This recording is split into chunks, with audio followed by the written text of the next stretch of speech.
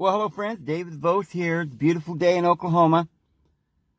It's turned off a little cloudy, but it's still high temperatures and still get that feeling that spring is coming. So it's a beautiful day here. Hope you're having a great day. I want to do the next video in the series that we've been doing about prophecy. Oh, friends, there's a lot we're going to cover today. I think it's going to bring things together. And I encourage you to stay tuned and watch and listen to this entire video. And listen carefully, because many of you may have already been a student of prophecy. Some of you may have come out of Seventh-day Adventists, Jehovah's Witnesses, the Mormons, or even Protestants. They've got lots of books like Hal Lindsey and so forth have done all kinds of books, and they've written many books and tried to understand who all of this. And you know, I think for what we're going to find is that everybody had a kind of a piece of the puzzle up to this point. Because I don't think that Seventh-day Adventists were wrong about everything. I think they were kind of hitting close to the mark on a lot of stuff.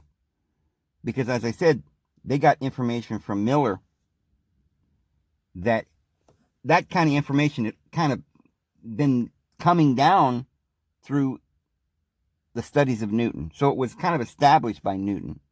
And Newton was a very, very smart man. So this is what kind of coalesced these understandings, because Newton did all the work.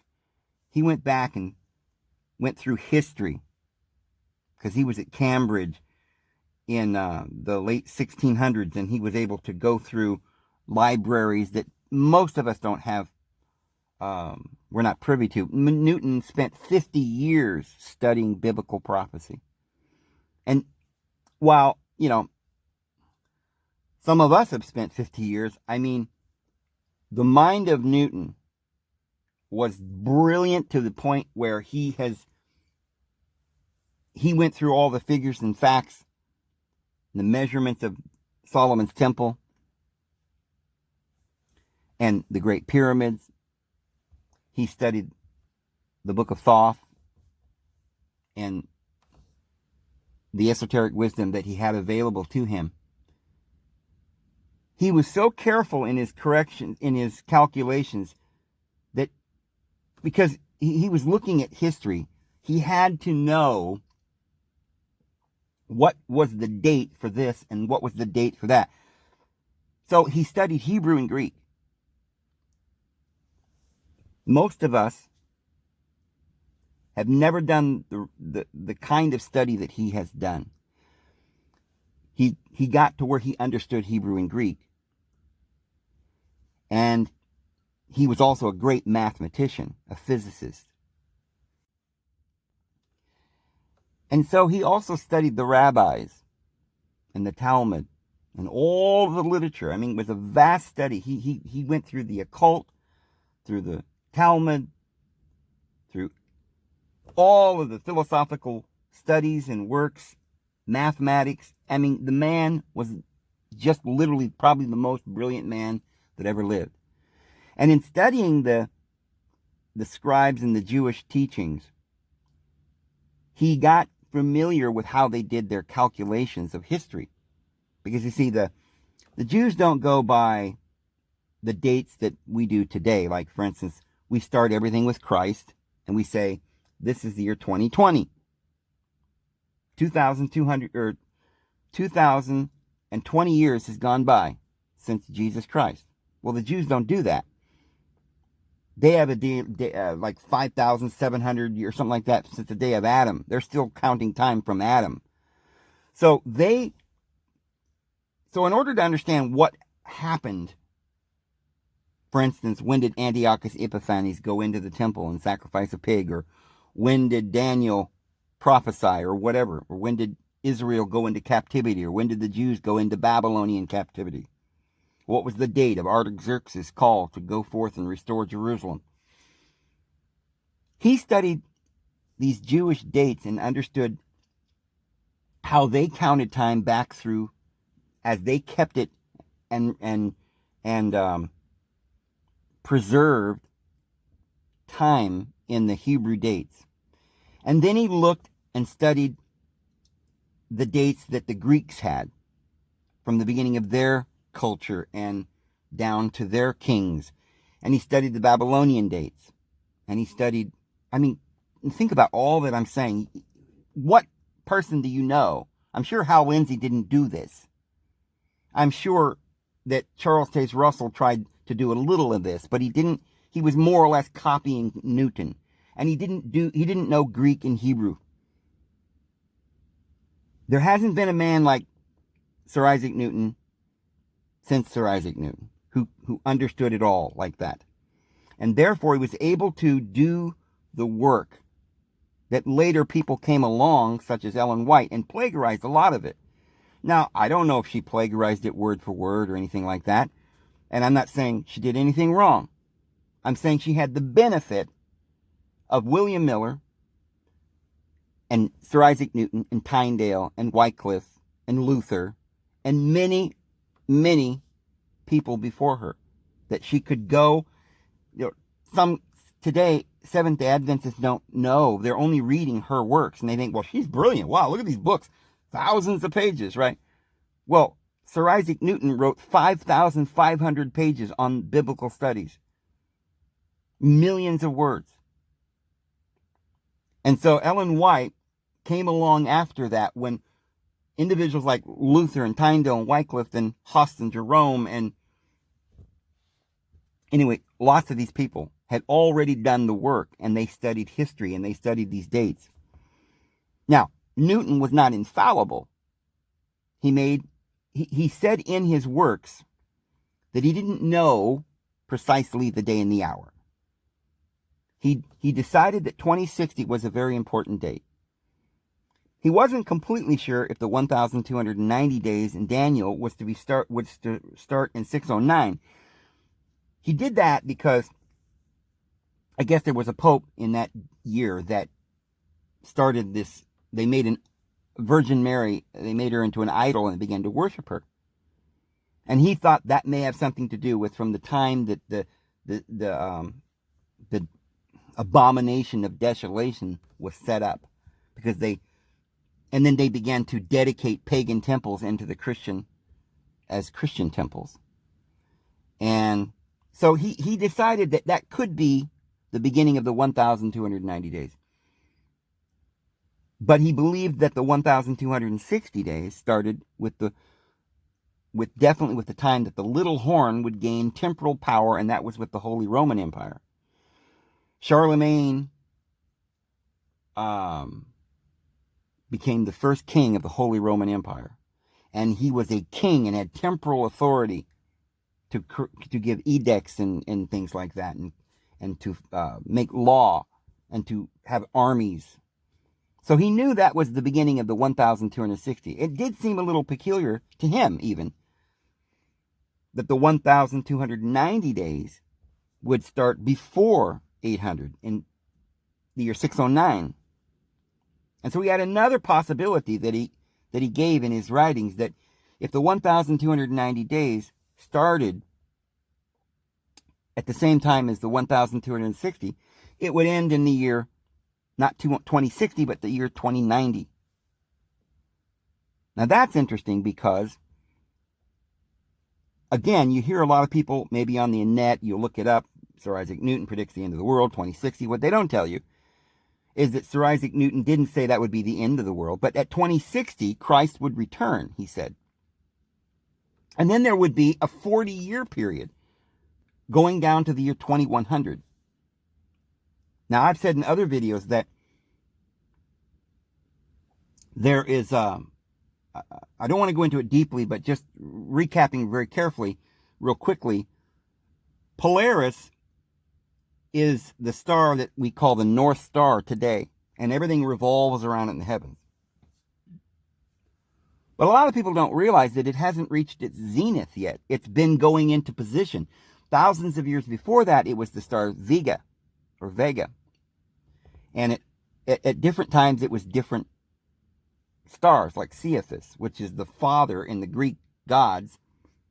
Cephas, which has this child, which is the same story as the Bible, with the father of the gods having a daughter, and his son marrying the daughter and saving her from the beast and stuff. This is all some of the parables and mythologies of the Greeks. And so that name stuck there in the sky. But over a period of time, the central star in the north will change. And Polaris has been going into that position for some time now, from about the time of Christ. It will reach its zenith in the year 2100 at the vernal equinox, which I think is very, very, very, very suspicious. That it reaches it at the actual vernal equinox, which is that's Passover, that's the Easter, that's the resurrection. And that then will mark the establishing of the reign of Polaris. But in the ancient days, what's interesting is they call that star the Phoenix, which rises from the ashes and creates the great Atlantean, or the Golden Age. It's also called by the Chinese the Emperor's Seat. And so it was always considered to be the Son of God who was going to reign and would be set upon the throne to reign over the world. So I think that could be a marker for the reign of Christ for the 1,000 years, or as we've said in other videos, actually 10,000 years.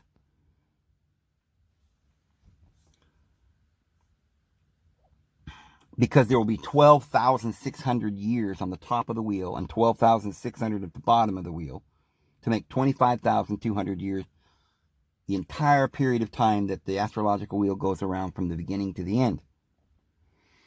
And we've already come over 2,000 years by that point, so it'll just be the last 10,000 years that he'll reign. Maybe in a sense, it'll be a special thing for the first 1,000 years, and that will be fulfilled literally as 1,000 years, but it will be also fulfilled as 10,000 years. We'll get into that more, because all of these dates have various fulfillments. For instance, then you can take the 12,600, just like you did the 1,000 to 10,000, you can take the 12,600 and bring it down to the 1,260 days, which is another fulfillment, but the one that we're going through. Sort of a type and a shadow of the greater fulfillment. So you see, Daniel looks at this beast coming up, and he sees it's a lion. That would be the Leo. And he's the head of the great kingdoms. The powerful king that Daniel says is the head of gold. And all the way down from the head to the feet, which was mixed with, he had 10 toes, which is partly in clay and partly of iron. And those are the 10 toes that correspond to the 10 horns on the beast that we'll get into.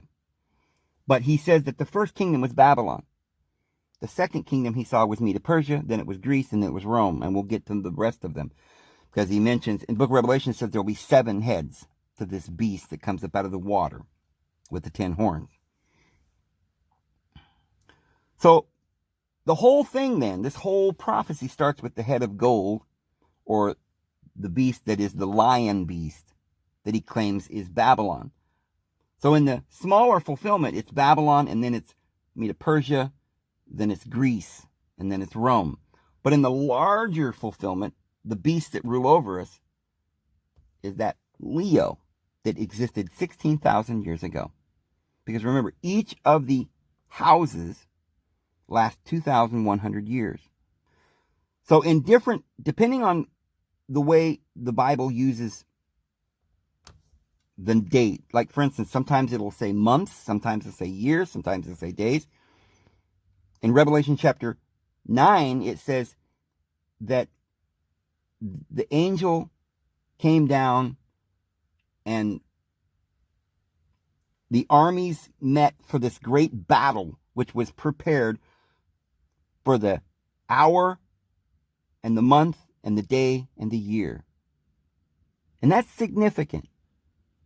Whenever the book of Revelation says that uses the word day, it's one kind of timetable. When it's year, it's a different kind. When it's months, the 42 months, it's a different. It's the same time. 42 months is the same as 1,260 days. Right? If you 30 days in each month times 42 is 1,260. Right? 2,520 is 7 times, or 7 times 360. So the 7 times could be understood as 7 years, or they could be understood as 1,260 days and a day for a year, or 12,600 years. So if you have, so every one of these times, or these tables or charts or measurements, are a wheel. The hour one that we're talking about is with the clock. Now there's 12 hours in a day.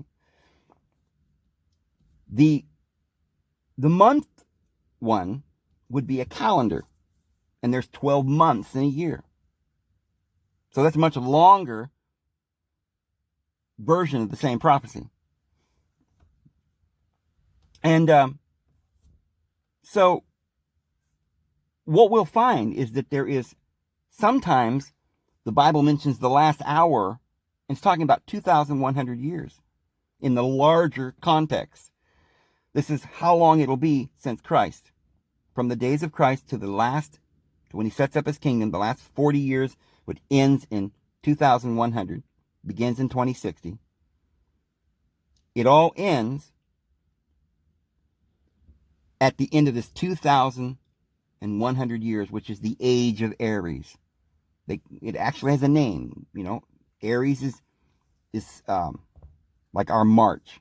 Then we have April, which is Taurus. See, then it goes to Gemini, and then Cancer, and then it goes to Leo, and then Virgo. Now I see Daniel sees Leo, but he doesn't tell us about the Virgo. He misses that part. He goes straight to the Aries in the days of Christ. Down through the ages, he sees this ram. That's the age of Aries when Christ came, and the little horn shall fight and battle with the Christ. But the book of Revelation covers these other things that Daniel doesn't cover. So the book of Revelation says, I saw a woman, the Virgo, clothed with the sun. Understand, when you get to March, when you get to the vernal equinox, spring, then it's summer, and the sun rules and reigns. And so the woman is got a crown because she's conquered. What did she conquer? The moon's beneath her feet. Those are the days of the darkness, the night. She's conquered it. Now she gives birth to a son, which is the kingdom, which is Jesus. So there's 1,260 days at the bottom, or should we say 12,600, and 12,600 at the top.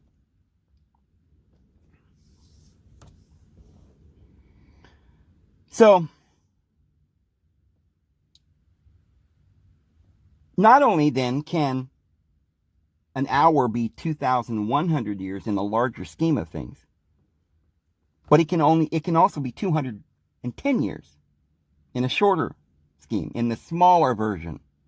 So when the book of Revelation says, I saw the hour of her judgment had arrived, in a sense, it was the last 2,100 years. That's the hour of her judgment. Christ came and judged her, right?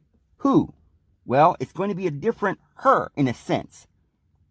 See, the her today might have taken on a different form.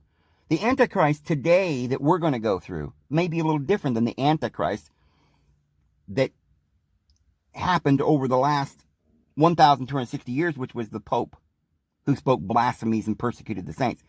But we're going to have another little short version of it, which is the great Antichrist. Now, the Antichrist. No, there are many Antichrists. This is how we know it's the last hour, John says. The last hour will be the rise of the antichrist, the last 210 years of history. And then the last hour, again, can even be 21, because it depends on what version or analogy you're going to look at. If you go back to Daniel, you'll see that Daniel prayed for 21 days, 3 weeks, and he fasted, didn't eat anything, and he mourned, and he cried, and he prayed in sackcloth. And when at the end of that 21 days, the angel came to him and said, Daniel, O wise, desirable man. Do you think only Daniel is the desirable man? No, he represents the church, the desirable, the sons of God, the ones who follow the Lord, who are going to receive the wisdom, the information, the truth. But we're going to have to go through the last hour of tribulation.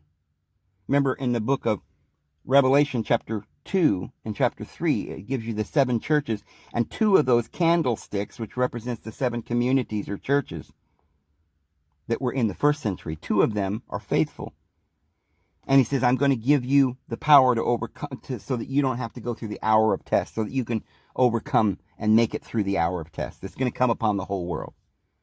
And so the hour of her judgment arrives, the hour of the test, that the 2 witnesses or the 2 candlesticks of the remnant will be able to overcome that time, that period of time for you could say the whole 2,100 years.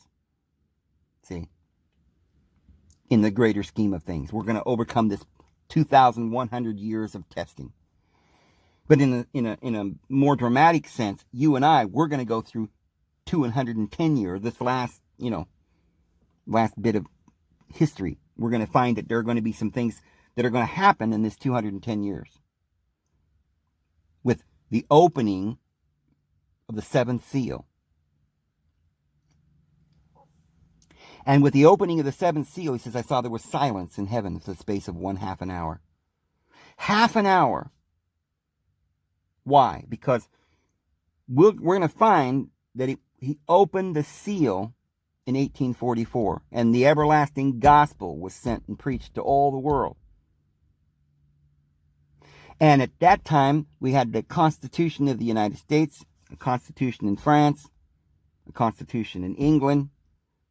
We had democracy, and the divine right of the kings was over, and the Pope's temporal power and authority was over in 1809. But she regains her power, and we're going to talk about that because it's important. Because the beast shall come up out of the bottomless pit.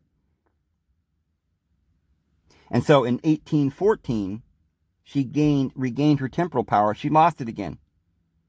But from 1809, she never fully gained her power. And that's because the Bible says the 10 kings, they received power with the beast 1 hour for 210 years. And they will give their power and authority unto the beast, and which is that revived Holy Roman Empire. Because we're going to prove that. We're going to show all this, but I've got to go through it generally, give you a good idea of what we're talking about here. But it says they will eat, he puts it into the mind of the 10 kings to eat up that Babylon, the whore, to eat up her fleshly parts and burn her with fire. So from 1809, around 1800, they began to eat up her flesh. So her temporal power began to wane. She had it, she didn't have it. She had it, she didn't have it. But in 1929, she became her own. She regains her temporal power in 1929 in Vatican City. But she doesn't rule anymore. She doesn't have this grand kingdom that's the world power. But what she then has is a city which sits upon 7 mountains, the Bible says. And Rome, Vatican City, sits upon 7 hills. And that's a fact. And she is the one then, that whore, that city, the great city that sits upon the 7 hills, that reigns over the kings of the earth and has an illicit relationship with them. Even though she's reigning over the beast with the 7 heads and the 10 horns. She's reigning over them. Yet they are, at the same time, he puts it into their heart to eat up her fleshly parts and burn her with fire. Because by the time that this 210 years is over, this last hour, the hour of her judgment, she'll have nothing left. And then there will be the judgment upon the beast, because she'll be gone. And then Christ will come in his glory and in his manifestation and his light. And he will conquer the beast and the false prophet and the dragon. So the beast, the false prophet, and the dragon will, all three of them exist when Christ comes, that final point. They'll all be there. So,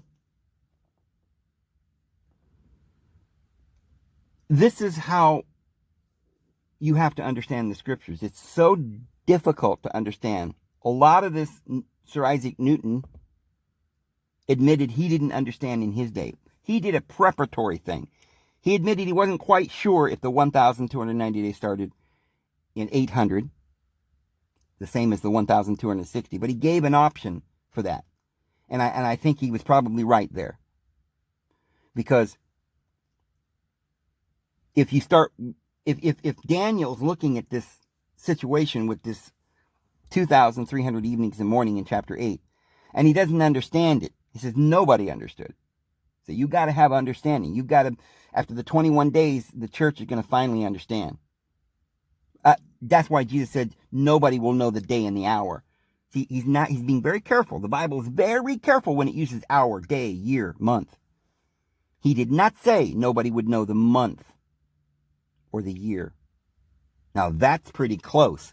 So in other words, we're going to be able to pinpoint the month and the year that Jesus will return, but not the day and the hour. Why? Because the hour is a smaller detail that we are not able to get. We're not going to be able to know the very hour. And nowhere in Scripture does it say the hour in which he will arrive, or even the day. But we will know the month. So everywhere you see this word hour, you'll know that it's symbolic, that it's talking about a specific time. The Bible is consistent all the way through. You'll find that everywhere it mentions this hour, it mentions, or half an hour.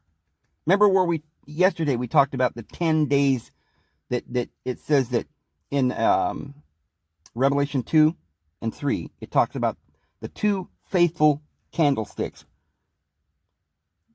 which is the two witnesses that will be a remnant that will have been faithful and will preach in sackcloth for 1,260 days, which ends in 2060. And it says, because you're faithful, you're going to be the remnant on the earth that has come out of this, right? Many of Christians have become apostate, Catholics, and all these apostate Christians that don't know the truth and have fallen into judgments and going back to the law and Judaizing and not hanging on to that white pure garment of faith, the grace that is the only thing that's going to save us. And some of them have disowned the Lord that bought them, forbidding to marry and so forth, as the Catholic Church did. But it says that those faithful ones, he says, because you're faithful and because you got your clean garments on, which is grace, and you didn't have the Jezebel and the synagogue of Satan in your midst. You didn't go back to the synagogue teachings and the Sabbath and all of these other things, but you stuck with the pure and white, clean linen that was given to you as a gift, a free gift from God. Because of that, I'm going to keep you from the hour of test. So again, there's that hour. But then it also says, I will keep you from the 10 days of tribulation. Well, as we said, 10 days, a day for a year would be 10 years. But in this fulfillment, remember how we said the 1,000 years? Well, the 1,260 times 10 is 12,600. The 1,000 years becomes 10,000 years because the sun's going to rule in all 6 of the houses on the top of the wheel, from spring all the way to fall. And when it gets to fall, it says the devil's let loose out of his prison again. And he goes back down and he reigns at the bottom of the wheel.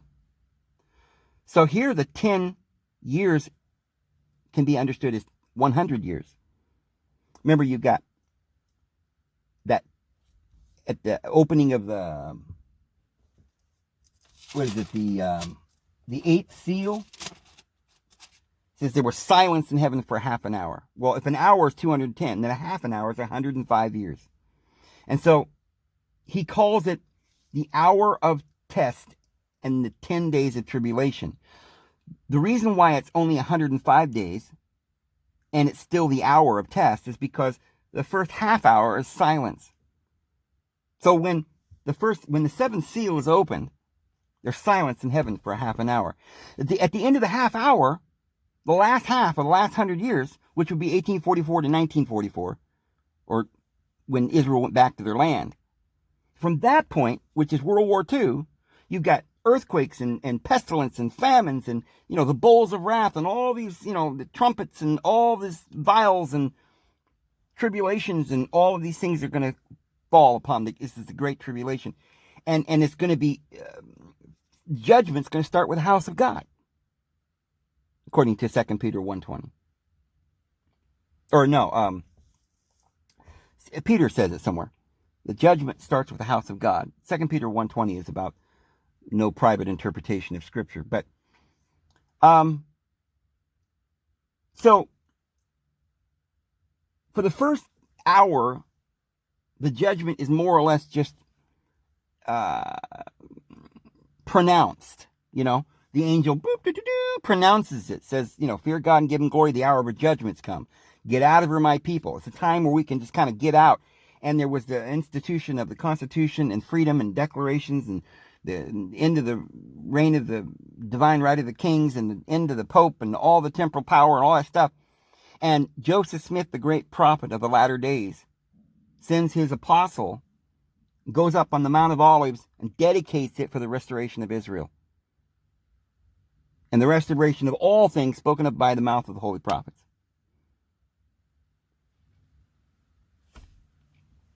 And so it was dedicated. Didn't mean it was completely cleansed, because it won't be fully cleansed. See, the end of the 2,300 evenings and mornings, beginning in 457 BC, at the start and the going forth of the call to restore and rebuild Jerusalem, until the Messiah, which is 70 weeks. But that's cut off from the 2,300 evenings and mornings, which is a day for a year, which comes out in 1844. And so that is the beginning of the last hour. But guess what? Add 210 to 2,300.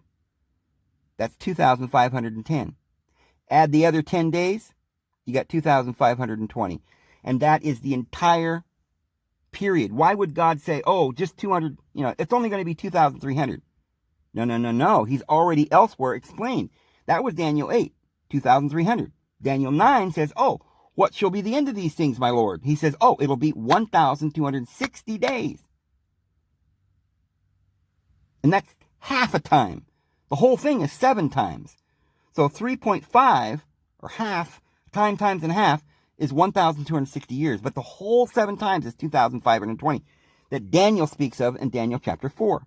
When he sees this great beast and he says, he's going to become a beast and he's going to grow talons and claws and he's going to have feathers and he's going to be this big ferocious beast. Babylon, do you have to understand that I'm the one who raises up kings and whoever reigns on this earth is because of me. I am the ruler. You're going to learn to be humble. 7 times shall pass over thee until you know who rules in the kingdom of heaven. The 7 times then begins with this Babylon taking Israel into captivity in 607 or 587 or whatever the date is, because there's controversy. But it begins there with this destruction of Jerusalem, and it's 7 times it tramples, the 7 times of the Gentiles it tramples the holy city. So when Daniel sees the 2,300 evenings, he doesn't understand it. That's not the whole thing. That doesn't get us all the way down to the 2060 date. We still need the last hour, or the 210 years, to get us to the 2,520 years, or the end of the 7 times. And so this last 210 years is going to be judgment. But for the first 105 years or so, until 105 years puts us at around 1949, 1948, when Israel became a nation. And from that time forward, there's all these prophecies begin to get fulfilled. And this judgment and the wars and the famines and the earthquakes and the pestilences. And this is the tribulation that we're going through, but there's still one more fulfillment. That's the last 3 days and 3 nights, or the 3.5 days, or the 3.5 literal years of the Great Tribulation, where a beast who's not part of the 7 heads and the 10 dragons. And I mean, Jehovah's Witnesses and Adventists say that they've got this all mixed up. They say that in Revelation chapter 13, a beast arises that looks like a lamb, but speaks like a dragon. But he comes up out of the earth. And they say, oh, well, then that's got to be the United States and England, the Anglo-American power. I think Adventists just say it's the United States. I think Jehovah's Witnesses say it's the Anglo-American. The 2 horns is some say that the 2 horns is Democrat and Republican, but that wouldn't be, and that would make no sense, because the United States may be 2 different powers, okay? But these horns have always represent 2 kingdoms or 2 kings. In the smaller understanding, it may be 2 kings, but later on it usually becomes 2 powers, like 2 governments. Well, you can't say that the Democrats are one government and the Republicans are another government or another king. That wouldn't work. You could say that Britain and America are 2 nations and therefore 2 kings, and they rule together, in a sense. But what you can't do is say that they are the lamb dragon, because the lamb dragon is a different beast. And if you count the 7 heads, it includes England and Britain and the United States in the 7. And so if the United States and Britain is part of the 7-head, 10-horned beast in coming up out of the sea, it cannot also be another beast coming up out of the earth that looks like a lamb, speaks like a dragon. First of all, England didn't look like a lamb to me. Neither does the United States. This beast is completely different. It doesn't come up out of the wars and tumults of the nations, of the sea, the great peoples and tribes and tongues and peoples, and the frothing at the mouth of the war and revolution. It doesn't come out of revolution. But this beast comes in an hour of peace, according to Daniel. And he comes up out of government, out of stability, out of the land. And this beast is the one who does the final. He makes an image unto the beast who had the wound by the sword and yet lived. And that beast is the Antichrist, or the false prophet is the Antichrist. That lamb dragon is the Antichrist. He's an actual man who will literally make an image. The Bible says this over and over again. They take the image and they put it into the temple, and they declare that that is God and all men must worship it. And they give breath to the image of the beast that it might speak blasphemies. And that's going to last only for 3.5 years. We have not yet seen the false prophet. He has not yet arisen. And that is the lamb that speaks as the dragon. He is the Antichrist. He looks like Jesus, but he's anti-Jesus. He's really the dragon, Satan. What does that mean? He's not of the new covenant. He's the old covenant. He speaks the law, and he wants to put the law on your forehead or upon your hand. He wants to revert back to Judaism. He wants to go back to the bottom of the wheel, with the mountain at the bottom of the wheel, and the thunders and the darkness and the thick gloom and the lightning bolts and the wrath that Yahweh was thrown down from his darkness. I create light and I create darkness. I am the God of vengeance. My name is jealous. And Jesus said, your God is the devil. He's from beneath. My Father's above, and he's from above. And I've got a new covenant, and there's no condemnation in you. So they go back. Paul makes it very clear that the Antichrist, they went out from us, but they are not of us, John says. Who are they? He says, well, this is how you know it's the last hour. Because many Antichrists have gone out into the world. In those days, it was the last hour. But that is prophetic of the last hour of human history. The final hour. That nobody knows that hour and that day. Nobody knows that hour and that day. That is the day that the Antichrist shall arise and shall... Now, we will know when the beast gets the wound by the stroke and is revived. And that, my friends, seems to be the Vatican, because they did regain their power. Vatican City now it has temporal power, and they seem to be ruling over the beast. But remember, they rule over the part of the beast that it's got the 10 horns on the crowns on the 10 horns. Before that, the crown's on the heads. So who were the first 7 heads of that beast? Well, Daniel tells you, Babylon's the head of gold. Jehovah's Witnesses and Adventists and others, and many of these groups today always want to go back to the very first world power. Oh, well, let's go back to Egypt, then we'll go to Assyria, and then Medo-Persia and Greece. The reason they do that is because when John says, I see the beast that was, but he's not. Okay, well, he says there are 7 kings. 5 have fallen, 1 is, the others not yet come. So they assume that in John's day, 5 have already fallen. Well, if you go by Daniel, you've only got Babylon, Medo-Persia, Greece, and Rome. That's only, 4. That doesn't give you 7. Right? And 5 had already fallen. You couldn't come up with 5 that had already fallen unless you go back all the way to Egypt and Assyria, which has nothing to do with Daniel's prophecy. I mean, why not go all the way back to Atlantis, right? Or some other ancient kingdom that thousands of years ago. I mean, why stop there? We got to go by the prophecy. The beast starts with Babylon. So Babylon, Medo-Persia, and Greece, and then Rome is the 4th head. And the next after Rome is the Holy Roman Empire. So that's the 5 that had fallen. The one that is the one who the one who is then would have to be the one who defeats the Holy Roman Empire, which is France. Because, I don't know why students of history don't admit it or acknowledge this, but France was the world power during the 1700s. It established its dominion over all of Europe, and ended with Napoleon Bonaparte taking the temporal power of the Holy Roman Empire, and it was finished. France won.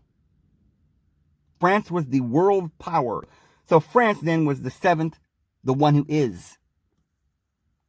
Now the one who is also got to be the same as coming along at the same time when in the present tense, John says the beast it was, but he's not, and yet shall come out of the bottomless pit and go off into perdition, who is the 8th.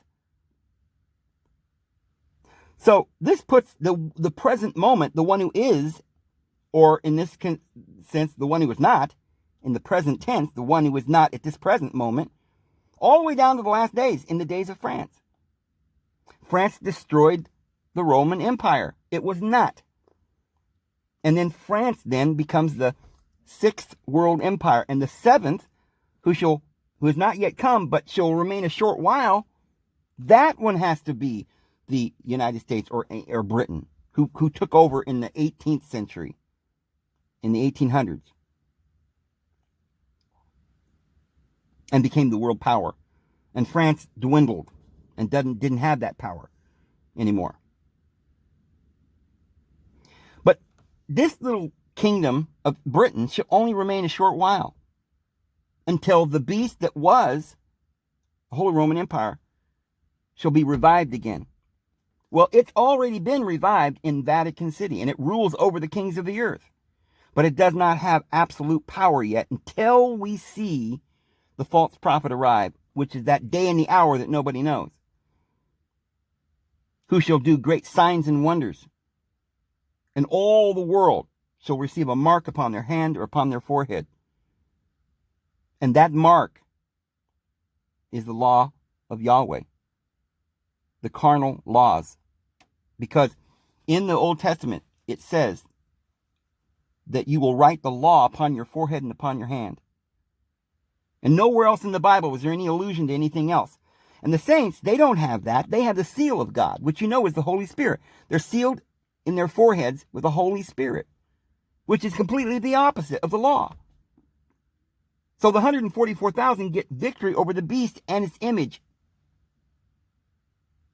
The image that all men will worship. that the false prophet is going to create and demand that everybody worship and receive a mark in their hand or in their forehead and go back to the old law. They will Judaize. They will reject the covenant of Christ. Now, a lot of, Seventh-day Adventists have said, well, the mark of the beast is Sabbath, is the Sunday laws or something. They believe that the Pope is the Antichrist too. But they think that because the Pope rests on Sunday and they want to go back to the Sabbath, which is on Saturday, they think that because in the Old Testament it says that the Sabbath is a sign. It mentions that several times in the Old Testament, that the Sabbath is a sign or the mark. Well, maybe it is. There's some good reason to believe it is. But what mark of what? It is the mark that you're obeying the God of the Old Testament. You're keeping his commandments. Visible commandment. You say, well, then, the Pope, he doesn't keep if he's the Antichrist, why isn't he keeping the Sabbath? Well, this is another misunderstanding. When Christ came, he did away with the Sabbath. The early church, didn't keep the Sabbath.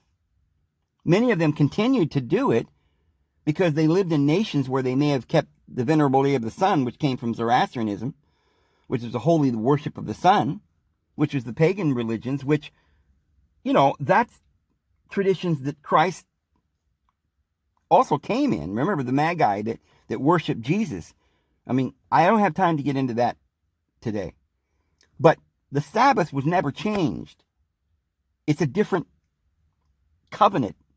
Jesus rose, and, the first day of the week is the new beginning or the resurrection. And it's not the Sabbath, it's a celebration. It's a completely different thing. Easter has nothing to do. We don't keep Sabbath. Jesus didn't keep Sabbath. And so the early church got confused after a while because they didn't keep the Sabbath.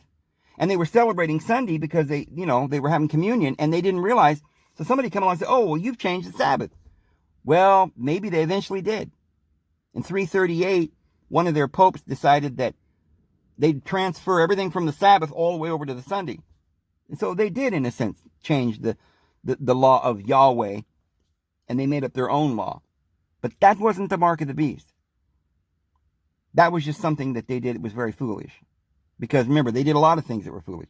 The Catholic Church made statues of the Virgin Mary, and they did lots of terrible things. Demanded that you couldn't get to God except through a pope or through a priesthood, or, they did lots of dumb things. But they never thought, I think the Pope today has made a correction. He was asked about it, and he said, no, the Sabbath is on Saturday. It always has been. The Sunday is a different thing. It's a celebration. And so he hasn't, it's possible that when the Antichrist comes, which I believe will be a pope,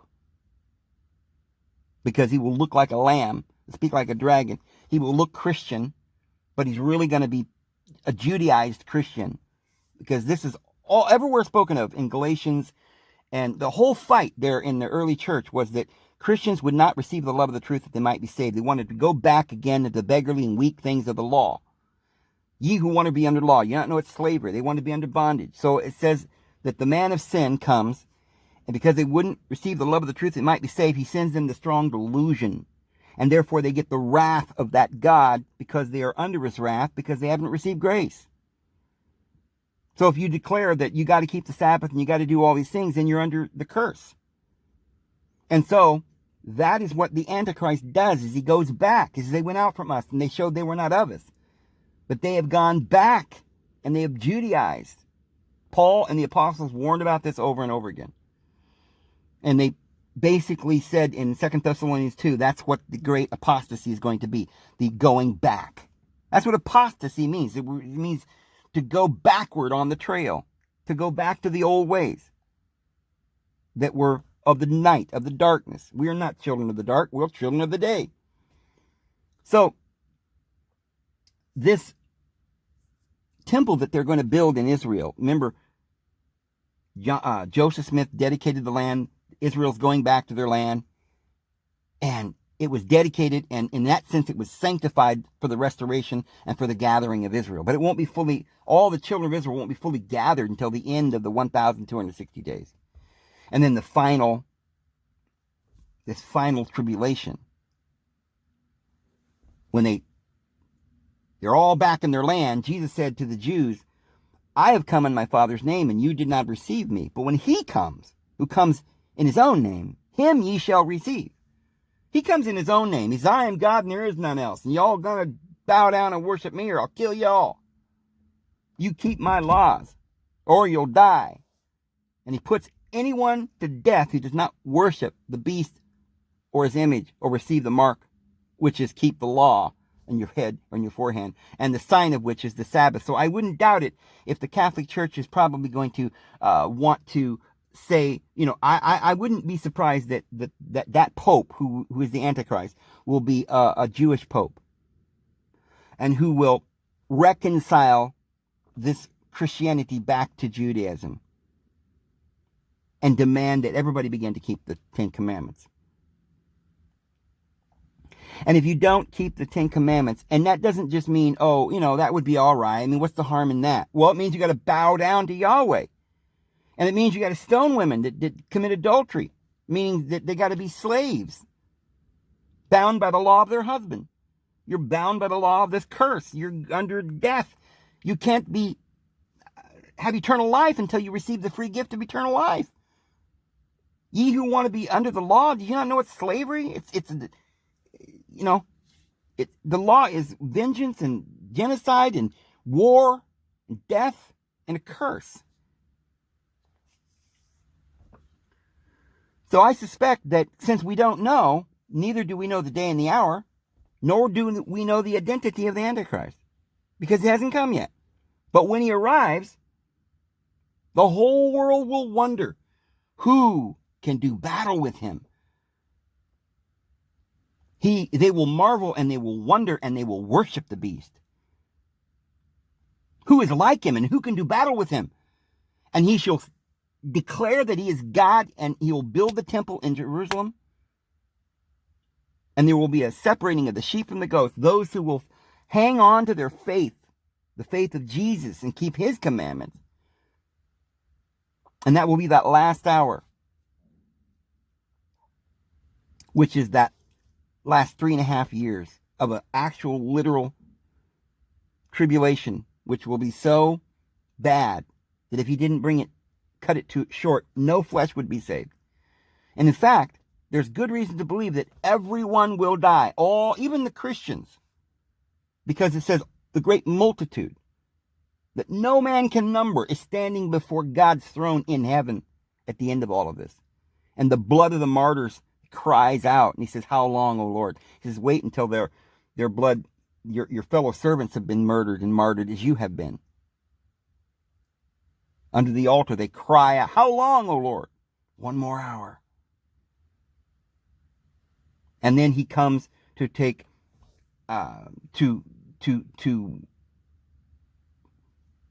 take that Antichrist. He will come and he will destroy the false prophet and the beast and the dragon. So they'll all be present. The false prophet and the 8th head of this 7-headed beast out of the sea. And remember, the false prophet's not part of the 7-head. It's not one of the members of the 7, because it's a land beast. And it's not part of the sea beast with the 7 heads. So that means it can't be the United States.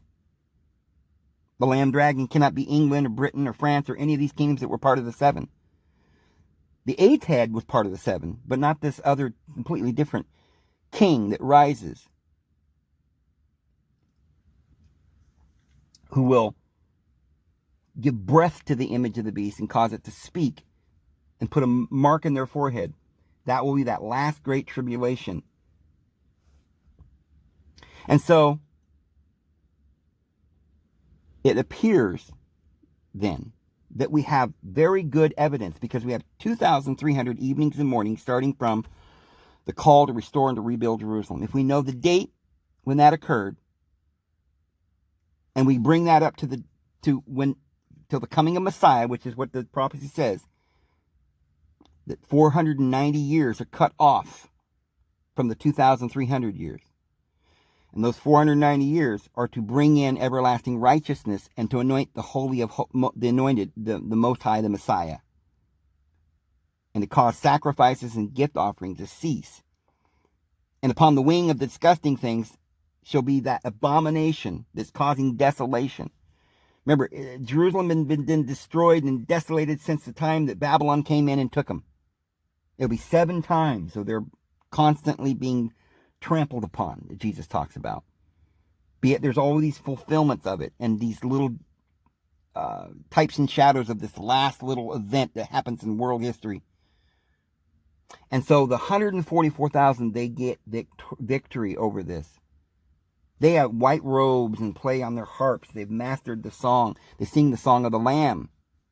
They have white robes not because they're perfect, because they're, they can, no one can keep the law of Moses. They got them because of grace, because they rejected that old covenant. They don't do all the holy days and all the Sabbaths. They don't put the mark of the beast upon their hand and forehead and think they're going to get salvation that way. They don't worship the God of vengeance. They serve and love one another. Jesus said, "You're not my servants. I'm not your master," because a servant doesn't know what his master is doing, but I've told you everything I'm doing. You're my friends. We serve one another. We have a holy communion. We share everything. We love one another. That's his commandment. It's a completely different thing. And these who follow after the Lord will gather all the more as you see the day drawing near. They'll be gathering to Palestine and to Missouri and to places where they will be called to gather, because there will be gathering points. And each tribe, there are 12,000. There are certain chosen individuals from each of the tribes, which is all the world, all the nations. And there's a place for each and every nation to gather. And they'll come up to Mount Zion, which is the holy mountain of the Lord. Not the mountain of Sinai down there, which is the bottom of the wheel, but the mountain on top of the wheel that reaches unto heaven, unto Anu, Uranos, the Father. And the Son, Helios, he rises on the horizon 2,000 years ago, rising like with healing in his wings, like the sun that arises almost like a chariot. Horses pulling a chariot. That's the sun that's going to go across the sky. It talks about it in Psalms. And it says, you'll see, it'll be a sign like the sun that rises in the east, shines all the way into the west, so shall the coming or the presence of the Son of Man be. And you'll reign for thousands of years throughout the top 12 houses. And how will you know? They asked him, Lord, what will be the sign of thy coming? He says, when you see Jerusalem surrounded by armies, flee into the mountains. Get out of Babylon. That's what I'm telling you. The book of Revelation says, get out of Babylon. It's the last hour. All of us now, the dedication began. We need to be getting out of Babylon.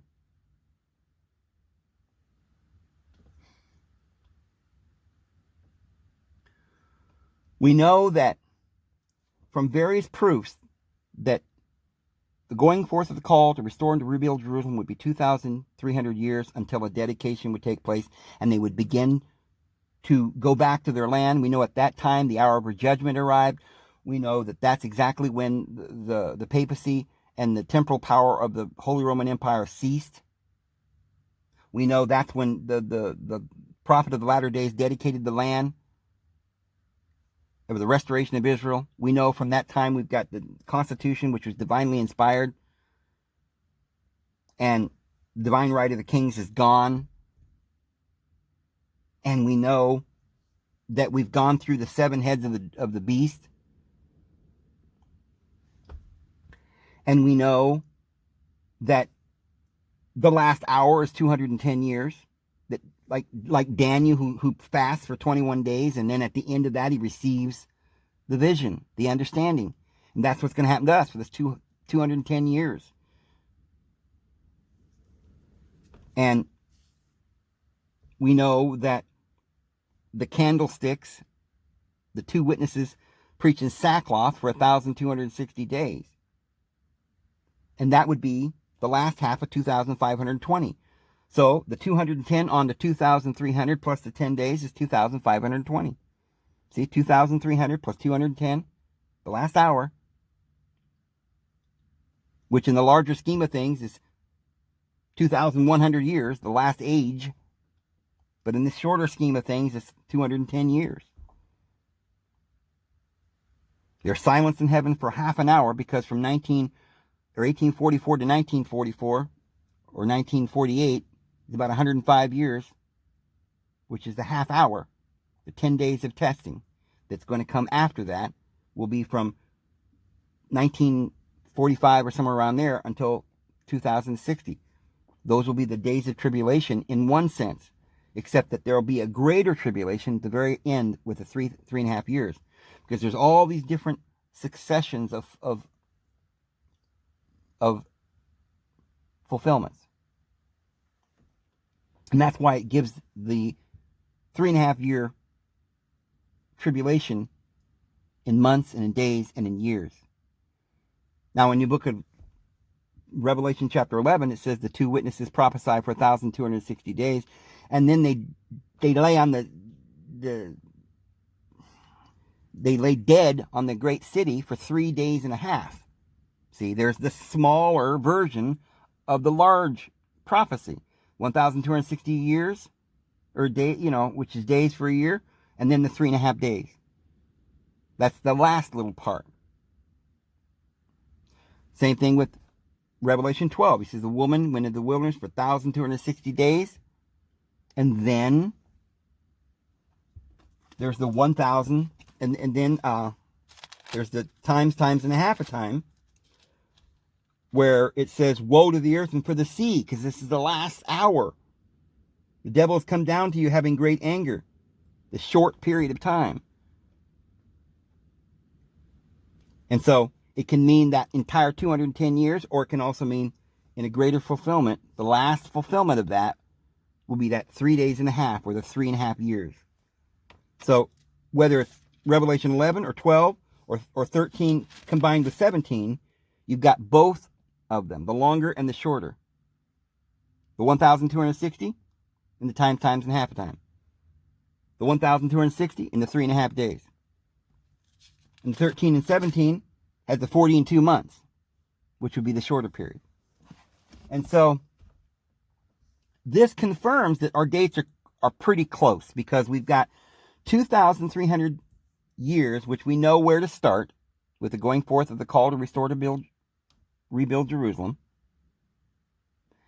And it goes all the way to 1844. We got another hour, 210. That's 2,510, and another 10 days of the last tribulation, which brings us to 2,520. And remember, that's also verified by Daniel chapter 4, where he said there will be 2,500 or 7 times. And we have Newton that has done all this research and showed us which of these kingdoms and kings come up in the history.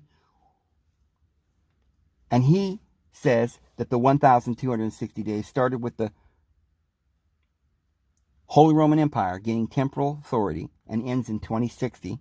And then there'll be the last 40 years.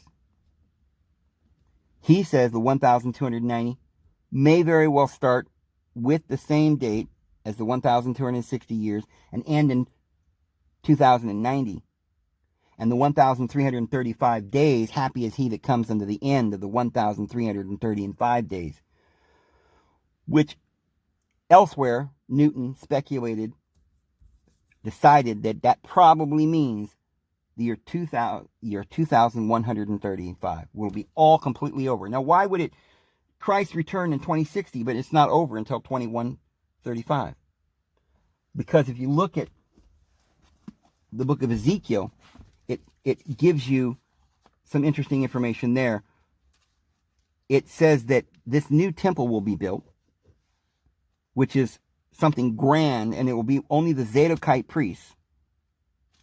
But he mentions the fact that God's going to cause his children to come back to their land, to be restored to their land. And when they finally are dwelling without gates and bars and in peace and in their land, then Gog of Magog, which is that final war, comes down and has this great war, and there's fire and sulfur. Oh, it's going to be a tremendous battle, and it's going to be a battle where Jesus Christ, it's going to be earthquakes and fires and pestilence, and it says that the earth, the bodies will be all over the world. There'll be so many, I think it mentions several feet of bodies, and all the people in the world just dying dead everywhere, and it's going to take 7 years just to bury the bodies, and another 7 years to burn them up and clean up the earth. And then the earth has to lie sort of kind of it has to kind of be reset. Isaac Newton uses the word reset. The earth has to go through a reset for 40 years. That last generation. And then the great reign of peace will probably start in 2100, or something may actually, because he says, happy is he that comes unto the end of the days of 1335. So, as we say, nobody knows the absolute day and the hour. Nobody knows who the Antichrist will be. But we can pretty much lay out these days or these years and these months that the Bible prophesies and understand them. But we won't fully be able to understand this, excuse me, probably until the end of the 210 years. Because just as it was in the days of Christ, they didn't know who Jesus was going to be. The Jews didn't even believe in him or receive him. And even the disciples didn't believe in him until after he died. So shall it be in the coming of in the latter days. We're not going to know everything. But these prophecies give us a lot of hope and puts it together so that we know we're in that time of the end, like they knew in the early first century. They knew that Christ was destined to come. They were waiting for his appearance, and they knew it was time.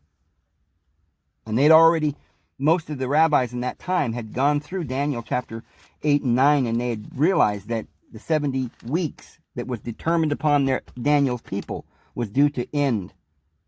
They knew that when Jerusalem was destroyed, in that last 40 years there that Jesus talked about, they knew it was fulfillment of Daniel. And so we know that we're now going through the last days spoken of by Daniel in Revelation. So anyway, I'm going to go ahead and close it there. We still got more to do on this because I want to kind of tie up a few more loose ends before we quit this subject. We'll probably be talking about this for, many more weeks and weeks to come.